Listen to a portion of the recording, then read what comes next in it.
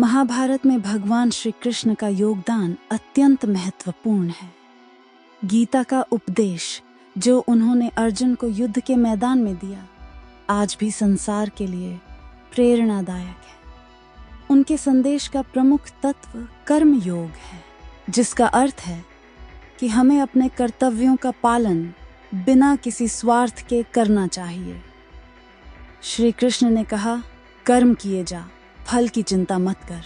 इसका मतलब है कि हमें अपने कार्य को पूरी निष्ठा और ईमानदारी से करना चाहिए और इसके परिणाम की चिंता नहीं करनी चाहिए, क्योंकि वह ईश्वर के हाथ में है।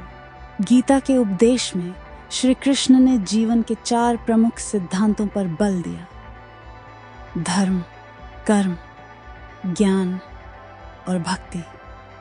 धर्म का पालन हमारे जीवन में नैतिकता से टीका, सत्य और न्याय को बढ़ावा देता है।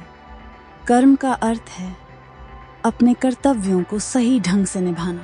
ज्ञान से हमें समझ मिलती है कि हम कौन हैं और हमारा वास्तविक उद्देश्य क्या है। वहीं भक्ति का अर्थ है भगवान के प्रति अटूट प्रेम और समर्पण।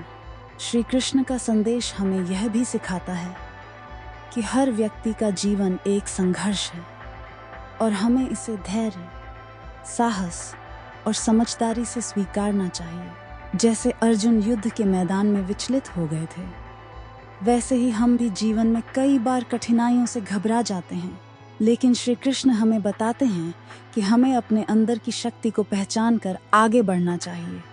उन्होंने यह भी समझाया कि सच्चा मित्र वही है जो जीवन के कठिन समय में आपका मार्गदर्शन करे। उन्होंने अर्जुन को सच्चे मित्र के रूप में अपना मार्गदर्शन प्रदान किया और जीवन के गहरे रहस्यों का ज्ञान दिया। उनके अनुसार सच्चा ज्ञान वह है जो हमें स्वार्थ से ऊपर उठने और अपने जीवन को परोपकार, सेवा और प्रेम में समर्पित करने की प्रेरणा दे। भगवान श्री कृष्ण का जीवन हमें त्याग, प्रेम और कर्म का संदेश देता है।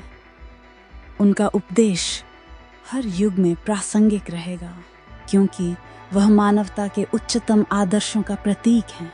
उनके विचार हमें जीवन के हर क्षेत्र में प्रेरणा देते हैं और यह सिखाते हैं कि धर्म के मार्ग पर चलते हुए अपने जीवन को सफल कैसे बनाया जा सकता है।